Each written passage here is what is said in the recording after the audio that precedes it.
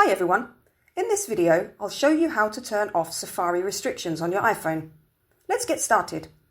First, go to the Settings app on your device. From there, scroll down and tap on Screen Time. Inside the Screen Time settings, tap on Content and Privacy Restrictions.